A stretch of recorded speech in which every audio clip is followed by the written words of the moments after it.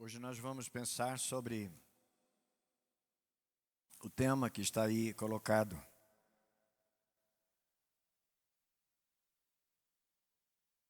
A guerra perdida.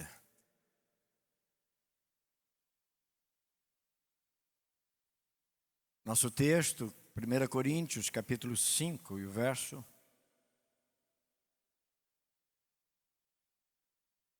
Lá em 2 Coríntios, capítulo 5. E nós vamos pensar com os irmãos sobre esse assunto.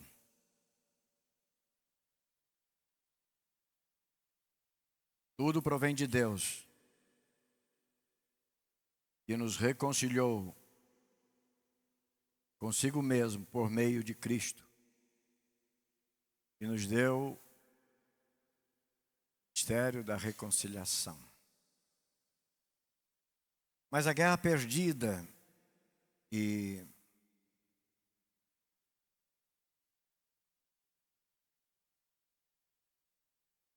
gostaria muito mesmo que o Espírito Santo falasse com todos nós.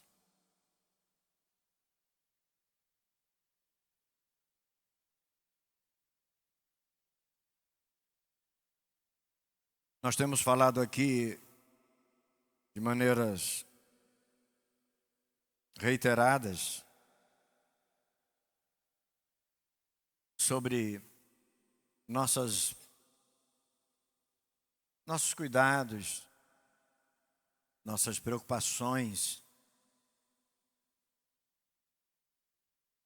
com a nossa vida, com a vida dos nossos.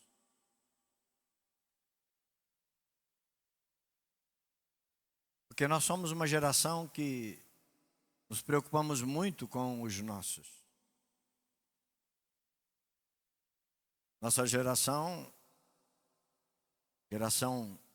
eu me refiro à geração já da paternidade, que já participa da paternidade, da maternidade. Nós nos preocupamos muito com a geração que nós estamos criando. E como igreja, também, de igual maneira, nós nos preocupamos muito com essa geração que nós, como pais e mães, estamos criando. E ainda, caminhando um pouco mais, a geração que nós, como avós, estamos tendo participação na criação dela, na educação, na instrução dela. Nós estamos trabalhando, portanto, no criar, no educar, no instruir a geração dos nossos filhos.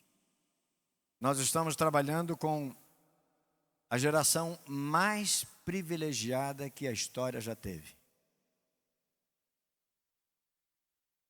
Comparada com todas as que viveram antes. Todas. Estamos vivendo, estamos educando, estamos trabalhando, estamos instruindo com a geração mais privilegiada do que todas as gerações que já viveram antes. Olha só, isso não é pouca coisa.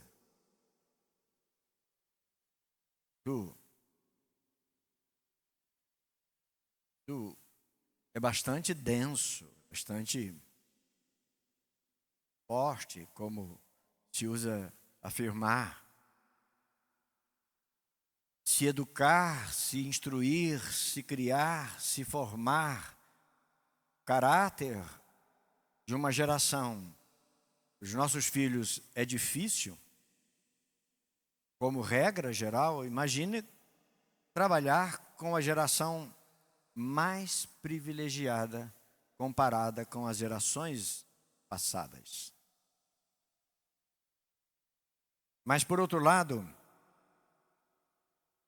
nós estamos trabalhando, convivendo, criando, instruindo, educando a geração mais vulnerável que a história já conheceu. Mais angustiada. A geração mais estúpida. A geração mais doente.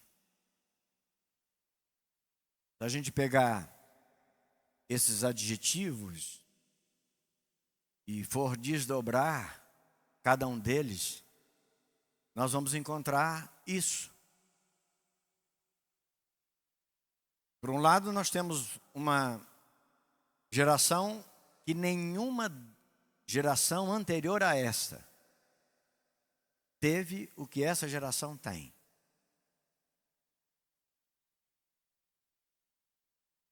E penso que dispensa tentar aprofundar, considerar o que essa geração tem, que as outras não tiveram, que faz dessa geração, portanto, uma geração privilegiada. Nós sabemos. Nós, particularmente nós de 50 anos acima, nós conhecemos bem o que as gerações anteriores não tiveram e que essa tem. Mas então, a pergunta é: por que será? Apesar de ter, seria um paradoxo, é uma contradição. Se tem o que nenhuma outra geração anterior teve, por que é a geração mais vulnerável, mais angustiada, mais estúpida, mais doente? Por que será?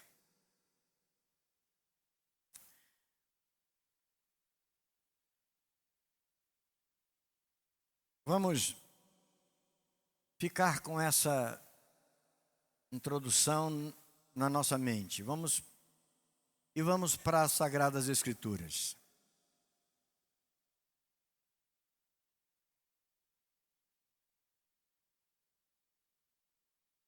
Porque, apesar de nós estarmos vivendo, educando, convivendo, instruindo essa geração privilegiada e doente,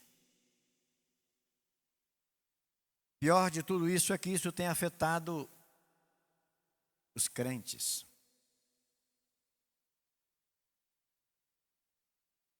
Convertidos ao Evangelho. A geração crente, cristã, está mergulhada no mesmo oceano.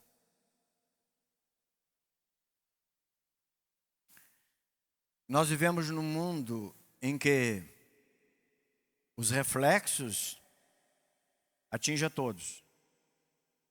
O que acontece no mundo, o que acontece no senso comum das pessoas que não se aprofundam no temor a Deus, pode acontecer por reflexo na vida das pessoas que também estão nesse mesmo mundo e que, embora já alcançada pelo Evangelho, sofrem das mesmas consequências. E a pergunta, portanto, é a mesma: por que será? Talvez em relação aos crentes nós podemos encontrar uma resposta dentro das Escrituras, capítulo 2 do livro dos Juízes.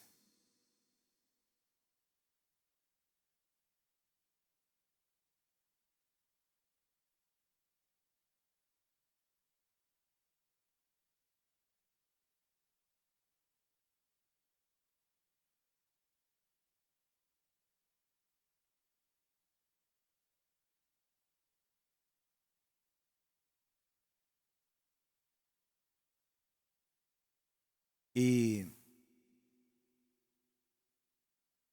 nós vamos encontrar aqui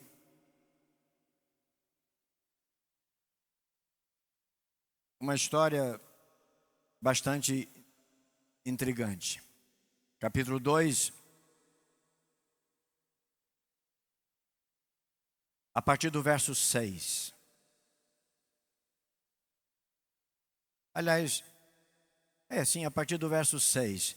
Nós vamos até o verso 15, mas vamos tomar porção desse texto.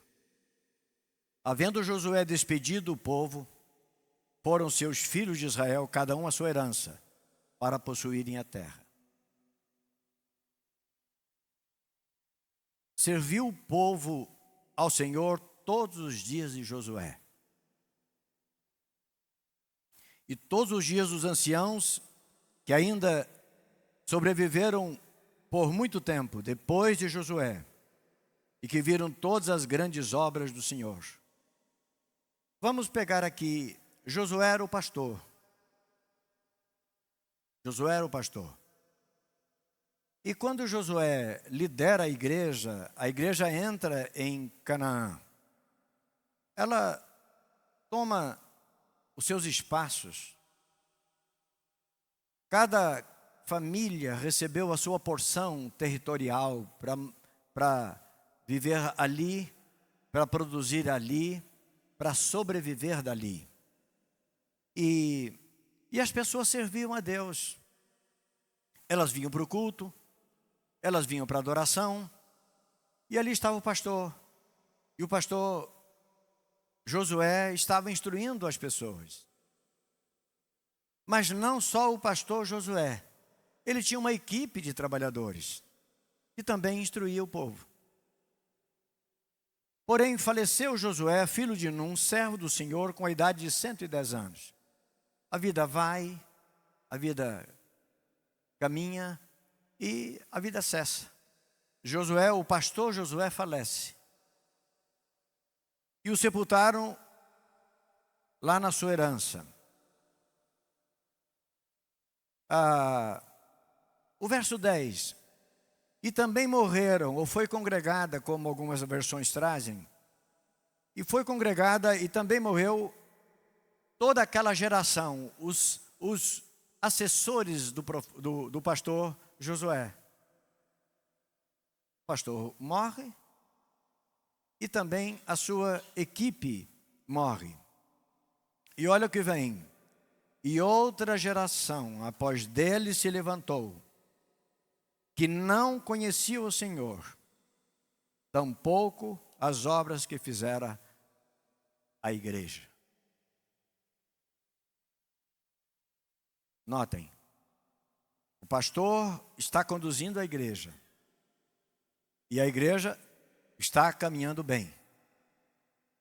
O pastor não vive sozinho, ele não faz um trabalho solo, isolado, ele tem uma equipe. E a igreja vai bem, e a equipe toda está ali trabalhando.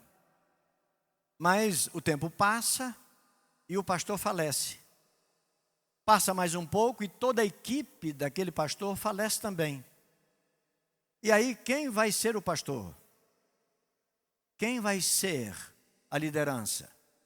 Quem vai cuidar da igreja? Uma geração que vem depois. A geração criada pelo pastor. A geração orientada pela equipe do pastor. A geração instruída de acordo com a revelação da palavra de Deus para eles, não é? Então, outra geração se levantou que não conhecia ao Senhor, nem tampouco as obras que fizera a Israel. Confesso a vocês que eu já li esse texto muitas vezes, porque me intriga todas as vezes que eu leio. A gente está falando de uma igreja totalmente orientada. Está falando de um povo que tinha instrução, que tinha instrutores. E nada menos do que Josué. Se a gente for verificar, como seria um privilégio ter um pastor à la Josué. Ter um pastor daquele naipe, daquela estrutura. Um pastor daquela experiência. Um instrutor naquela daquela altura, daquele nível.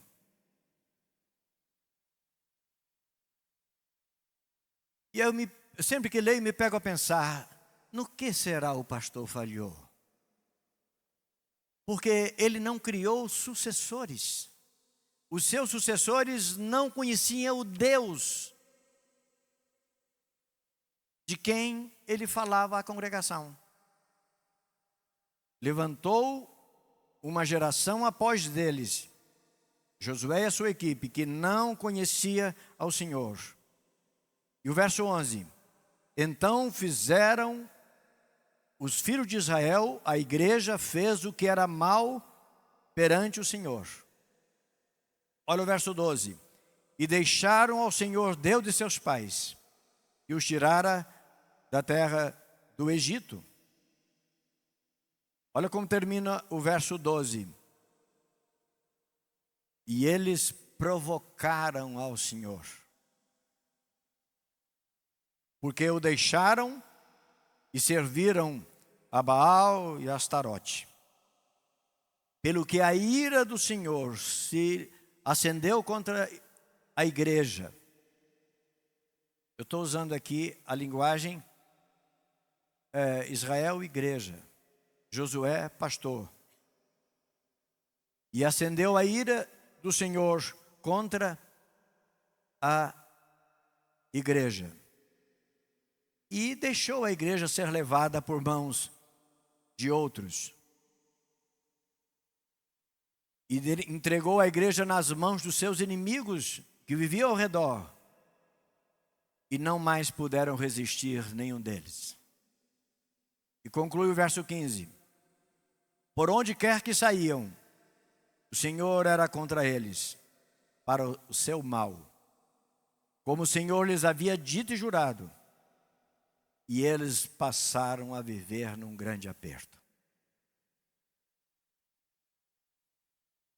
A partir desse momento, entra o período dos juízes. E nós já trabalhamos aqui no estudo bíblico um tempo atrás. Cerca de 400 anos, 4 séculos, eles viveram uma humilhação tremenda. Porque essa humilhação começou quando uma geração despreparada, sem o temor a Deus, sem ter dado ouvido à instrução que recebeu, sem dar atenção àquilo que lhes fora ensinado, entraram para fazer do seu jeito. Pastor Josué morreu aos 110 anos. Ninguém merece ter um líder dessa idade falando o que a gente tem que fazer. E a geração que vai chegando, então, tem isso na mente. Ninguém merece. Como? Pastor com 100 anos. Como é que um pastor de 100 anos de idade vai instruir um menino de 10, 12, 15 anos, uma menina? Hormônios à flor da pele, sonhos, vontades e etc. E eles não suportaram ouvir o pastor. Mas eles foram, não tinha outros. Eles foram os pastores que sucedeu o velho pastor Josué e sua equipe, todos. Israel nunca teve paz. Israel viveu séculos, por que não dizer milênios, muito difíceis. Deus nunca os abandonou, mas eles nunca tiveram facilidade.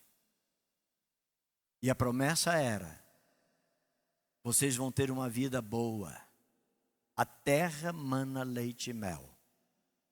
Quer dizer, o lugar onde vocês, que que eu estou preparando para vocês, o lugar é bom demais. Mas eles perderam a guerra. Naquela situação, eles perderam a guerra porque se juntaram a deuses estranhos. A Baal, o deus Astarote, o deus central do paganismo cananita. E aos Baalins, os deuses padroeiros dos seus lugares, dos seus montes, dos seus postes ídolos. Ok, vamos ficar com essa informação e vamos pensar diferente, para a gente retomar depois. Quando a gente olha para a vida do mundo, para a história da humanidade, tem fatos interessantes para a gente abordar, para a gente entender. Vamos começar na vida cristã, ou no período do cristianismo, a era cristã. Nós temos poucas informações como era a vida social, econômica e etc. dos povos até Jesus nascer. Aí Jesus nasce e o mundo nunca mais foi o mesmo. Você vai verificar a história, quem gosta de leitura, quem gosta de pesquisa, vai constatar isso. Jesus nasce e a vida muda. A vida dos povos, a vida das nações. Mesmo daquelas nações que não creram em Cristo, que não tiveram em Cristo o Messias prometido, o Senhor, Salvador, o Emanuel entre nós, Jesus chega e a história muda para sempre. A história mudou. E aí a gente vai andando, vamos pegar 2 ou 3 episódios aqui, para a gente chegar até hoje. Nós vamos chegar na nossa geração, ou na geração que nós estamos instruindo. Bom, e a gente vai andando, e o cristianismo vem com uma certa oposição, com uma dificuldade, mas o cristianismo vai andando. E tem o seu legado, e tem a sua realidade, e vai vivendo as suas experiências. Até que, num dado momento da vida, da história do cristianismo, da humanidade cristã, até que chega o momento em que Roma incorpora para o seu governo o cristianismo. Roma traz, o governo romano, essencialmente político, não é? Mas ele de repente traz para o palácio, traz para as cortes, traz para a sua governança, traz o cristianismo. E a partir desse momento, uma grande tempestade acontece no caminho do cristianismo. Uma grande tempestade. Antes de Roma fazer isso, lá pelo 4º século, 5º século, antes de Roma fazer isso, o cristianismo sofria pelo fogo inimigo. Assim se considerava. Quem se opunha ao cristianismo eram pessoas que não tinham nenhuma afinidade, nenhum respeito, nenhuma consideração, nenhuma vivência com o cristianismo. Portanto, o cristianismo sofria pelos ataques do fogo inimigo. A partir do momento em que o governo principal do mundo, naquele momento, incorpora, traz para dentro dos seus palácios o cristianismo começa a sofrer agora pelo fogo amigo. Continua sofrendo, mas agora pelo fogo amigo. Era cristãos, nominalmente cristãos, falando, perseguindo o cristianismo. Cristãos perseguindo cristãos. E aí a gente conhece, pelo menos, ou ainda que superficialmente, a gente conhece os fatos, a história. A igreja, o cristianismo, passou a viver uma situação bastante delicada. Como a gente disse, uma tempestade caiu sobre o movimento cristão e durou séculos isso. Mas a vida continua andando E aí a gente vai encontrar lá, mais de 1000 anos depois, a Reforma Protestante. Mudou muita coisa, graças a Deus, mudou muita coisa. Mas a Reforma Protestante fez, apesar do grande avanço, a partir do momento da Reforma Protestante, eu estou falando de cristianismo, a partir do momento da Reforma Protestante, o cristianismo passou a ter uma pregação híbrida, misturada. Eu diria, na linguagem de Neemias, o cristianismo passou a ter uma voz asdodita, uma voz misturada. E o cristianismo passou a viver uma mistura. Muita coisa foi filtrada. Aquilo que estava retido dentro dos palácios, dentro da monarquia, dentro da autoridade maior, muita coisa escapou. E a Reforma Protestante trouxe a lume, trouxe às claras muita coisa, mas muita coisa veio misturada. E nós estamos com uma pregação híbrida do Evangelho até hoje. Uma pregação misturada do Evangelho. Aquilo que, se nós retomássemos aqui da Reforma Protestante, se nós voltarmos ao período que Roma viveu com o Evangelho enclausurado dentro dos palácios do governo romano, houve um grande progresso aqui na Reforma. Mas, ainda que esse progresso foi significativo, nós não retomamos, a pregação do Evangelho não retomou os seus primórdios. E a gente vem fatos relacionados à história que aconteceram, e elas ficam, elas vêm, e é isso que nós queremos enfatizar. Elas vêm, esses fatos acontecem, e eles se instalam no meio da sociedade.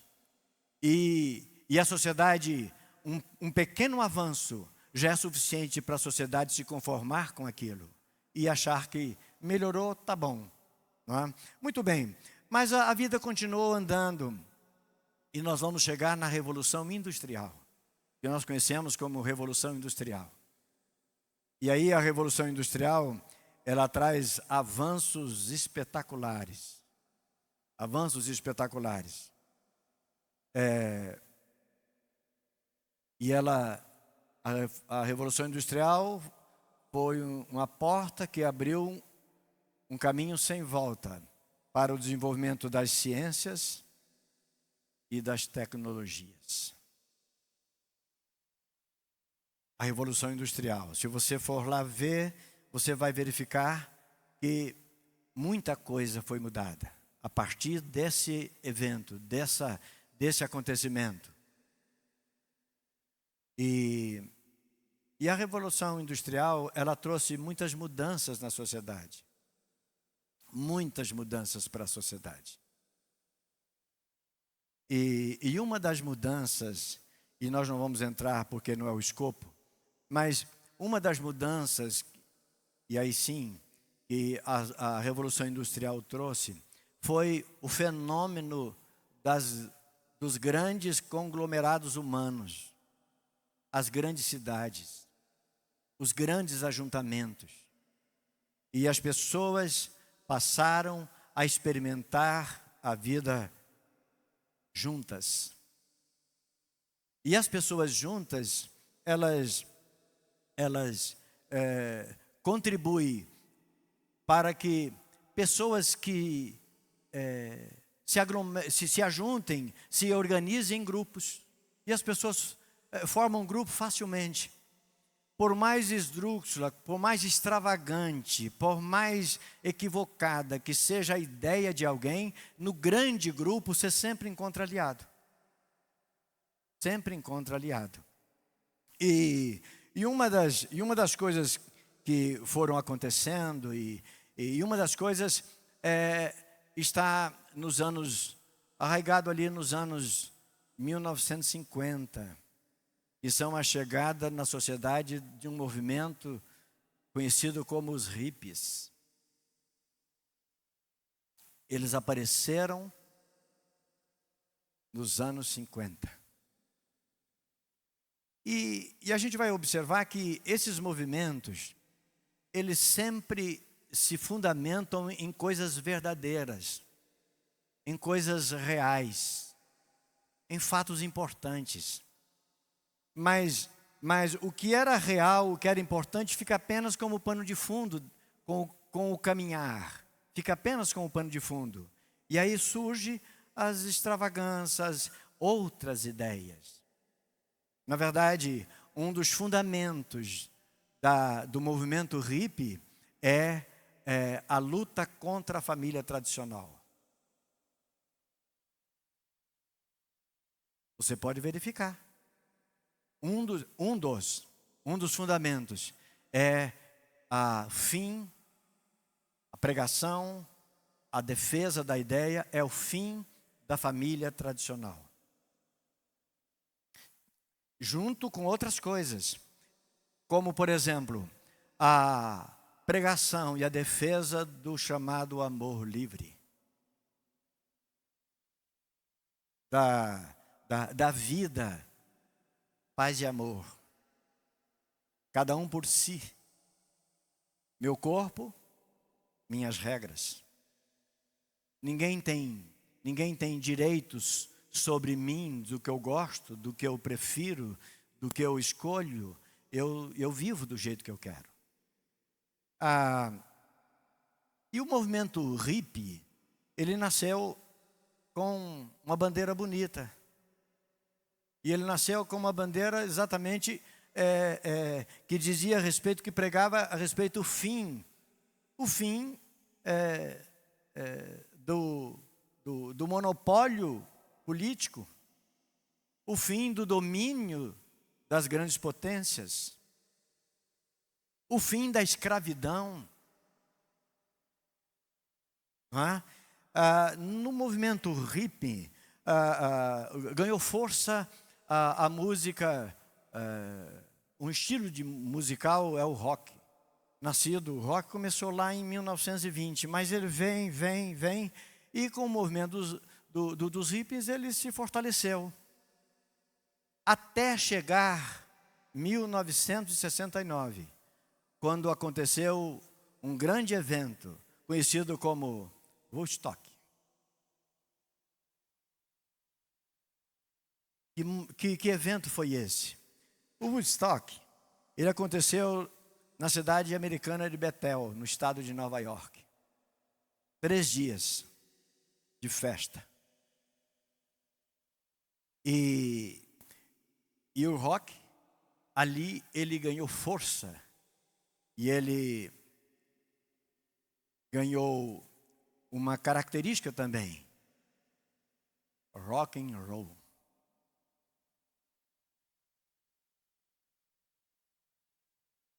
Balançar e rolar. Rock and roll é uma expressão para dizer, para descrever o ato sexual. Balançar e rolar. Isso aconteceu no grande movimento, ou no grande evento lá de Woodstock. Eu vou mostrar para vocês apenas 2 imagens, só para quem nunca ouviu ou nunca viu nada, só para a gente poder ter noção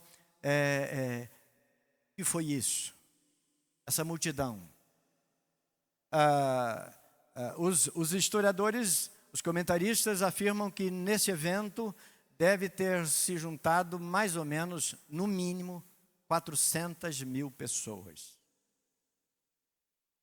Mas há quem diga que possa ter chegado a 800.000 pessoas. A outra imagem? 3 dias de agosto de 1969.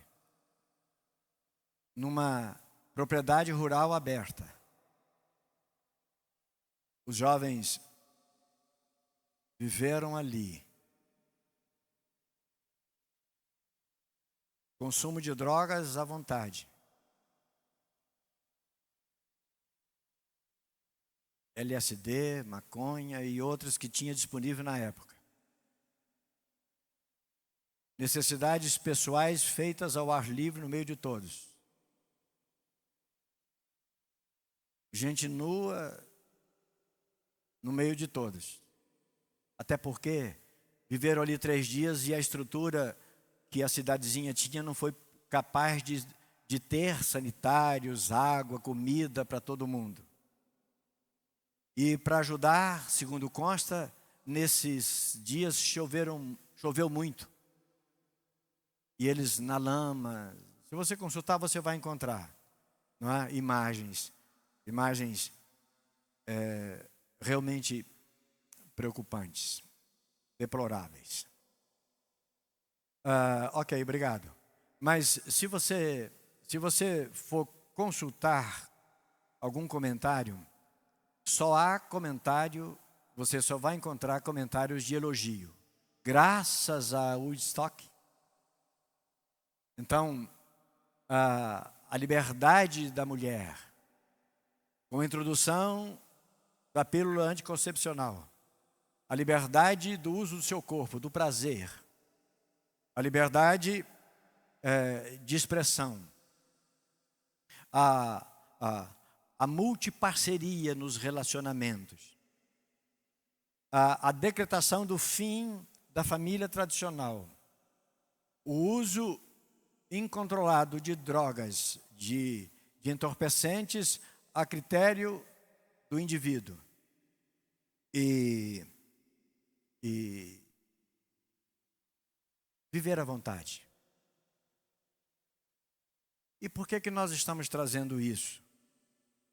Nós estamos trazendo isso porque o Woodstock oficializou a promiscuidade dos tempos modernos.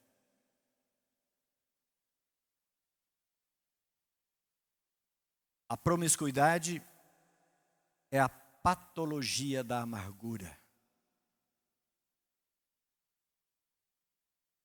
É o nome moderno que se dá à prática da devassidão. Isso nós estamos falando da história. Eu estou sumariando em pouquíssimas palavras, mas há muito material para ser encontrado.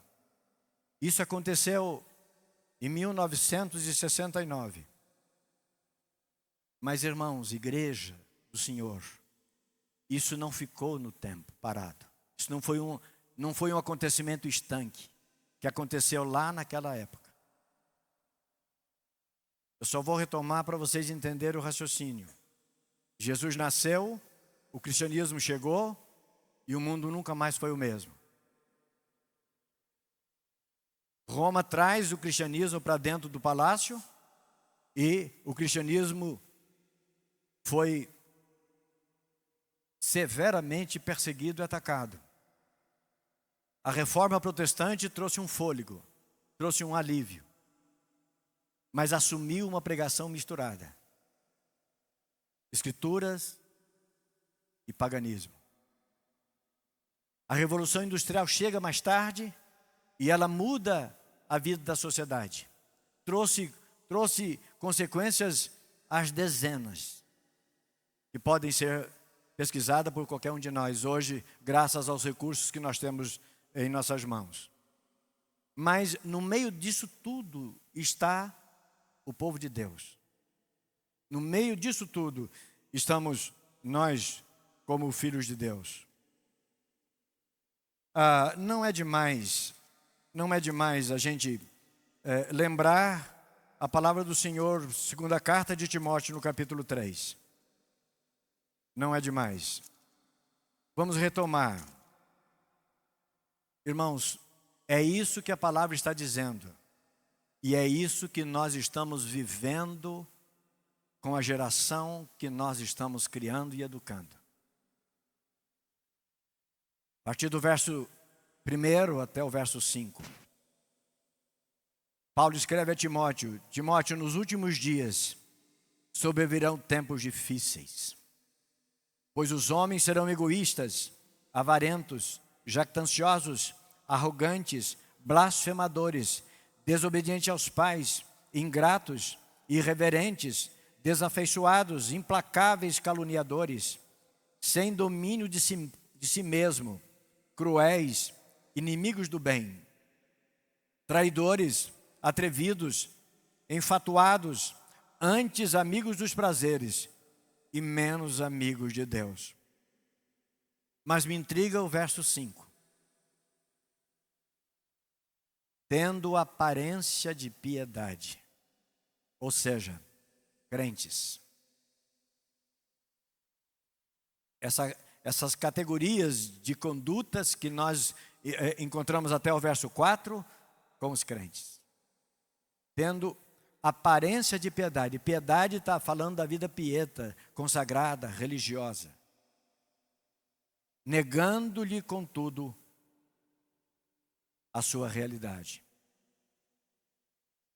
E ele dizia para Timóteo: Timóteo, escreve aí,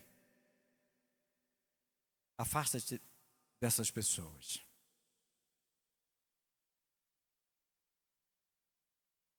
Nós vivemos a geração que convive com a promiscuidade oficializada. E não é só no mundo. Tudo que acontece no mundo afeta a igreja. Basta você ler a carta aos Coríntios e você vai encontrar. Paulo escreve para cada uma das cartas que ele escreveu, para cada igreja para quem ele escreveu, ele abordou temas pertinentes aos acontecimentos que viviam, que estavam afligindo aquelas igrejas locais. Quando ele escreve aos Coríntios, ele fala muito sobre essa questão do uso do nosso corpo, a questão da promiscuidade. E na nossa geração, nós estamos vivendo a promiscuidade. Irmãos, você não sabe o que está acontecendo com essa geração que quer se matar, que quer cortar os punhos, que tranca-se dentro de ambientes e etc. É a amargura advinda da promiscuidade aberta e desenfreada e pregada como coisa boa e natural.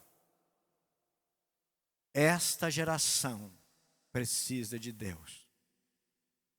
Precisa de Deus.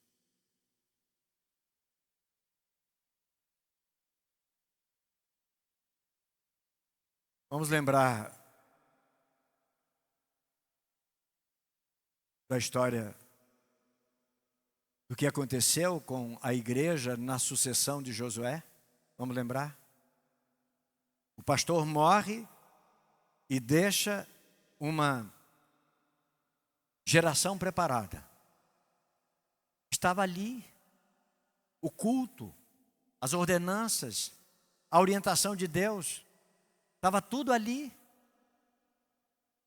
Mas, embora estivesse tudo ali, quem sucedeu Josué não conhecia o Deus de Josué. Será que nós estamos preparando uma geração que conhece o nosso Deus? Ou a nossa palavra, quem tem 50, 60, 70 ou mais anos, já é palavra que se ouve por respeito, mas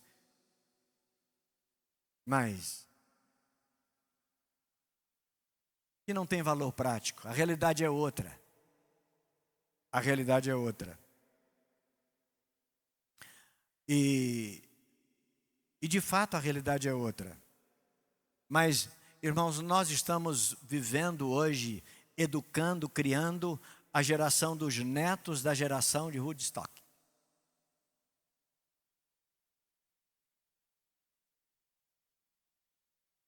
Filhos e netos da geração de Woodstock. E aquela pregação continua, sabe, continua na praça. Sabe aquelas novelas que a gente adora, que as pessoas adoram? Pois é, está lá. Sabe as músicas? As músicas. Aquelas músicas que nós adoramos ouvir. Está um maestro ali que conhece bem de música, sabe? Rock and roll, bonito, né? Balançar e rolar, lembrando um ato sexual. E nós vamos sendo inundados com a pornografia. Vamos sendo inundados com a sensualidade. Vamos sendo inundados com imagens assim. E essas imagens apagam a imagem de Deus na nossa mente. Cuidado, disse Paulo a Timóteo. As coisas não serão tão fáceis assim. A máxima que define o objeto da vida, que é nascer, crescer, casar, ter filhos e morrer, e eu acrescento, servindo a Deus, perdeu o sentido pelas consequências do chamado amor livre, a guerra perdida.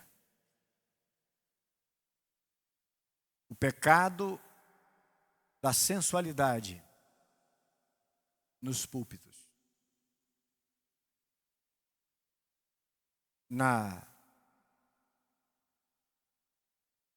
no pelotão daqueles que estão dizendo combater o bom combate. A sensualidade, a guerra perdida, nós nos referimos à guerra da intimidade. E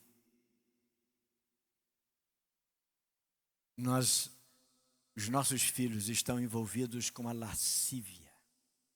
A lascívia é todo jeito de viver que nega a santidade. A lascívia está ligada ao íntimo de cada um. Não é aparente, nem sempre. A lascívia acontece e a nossa geração que nós estamos educando, elas nos ouvem por respeito. Elas estão prestando atenção no que a equipe fala por respeito. É bonito, a ideologia é interessante, mas quando a sombra da noite cai, a lascívia toma conta.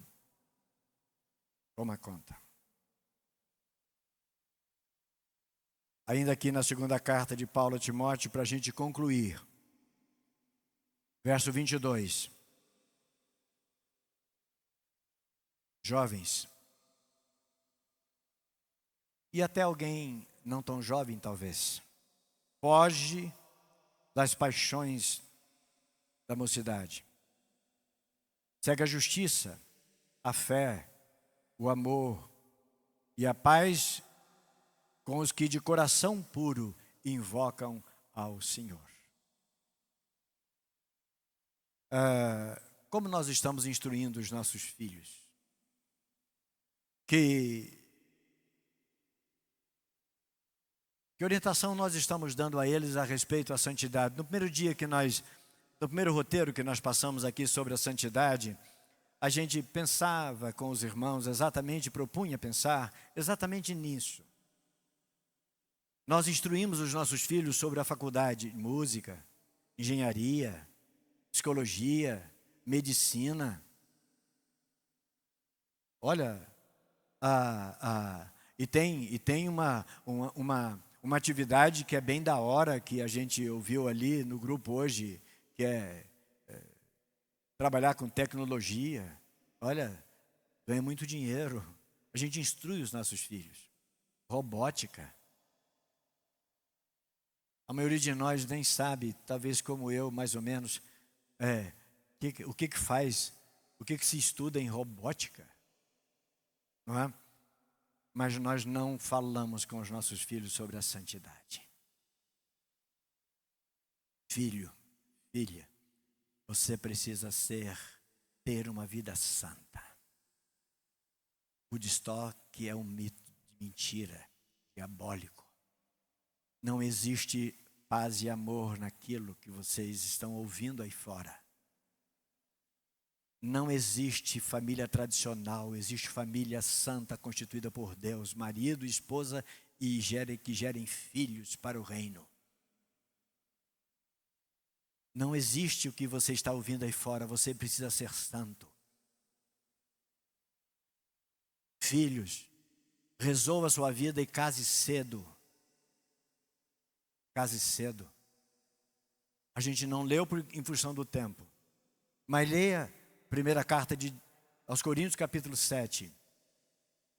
Se você não tem suporte para suportar o assédio dos seus hormônios, em face das oportunidades tão fartas que você encontra na vida, case-se. Essa é a palavra de Deus para nós. Por que se abrasar? Case. Agora, se quiser ficar tranquilo, como eu, disse Paulo, fique. Nada errado. Não há celibato imposto. Cada um decide como quer. Vamos pensar nisso, famílias. Família santa, filhos santos, vida santa. Cuidado com aquilo que tem aparência. Cuidado com aquilo que todo mundo faz. Cuidado com aquilo que todo mundo diz. Cuidado com aquilo que todo mundo segue. É preciso que a vida de cada um de nós seja voltada para a palavra. Os jovens cristãos estão perdendo a guerra. A guerra está perdida para a maioria deles, infelizmente.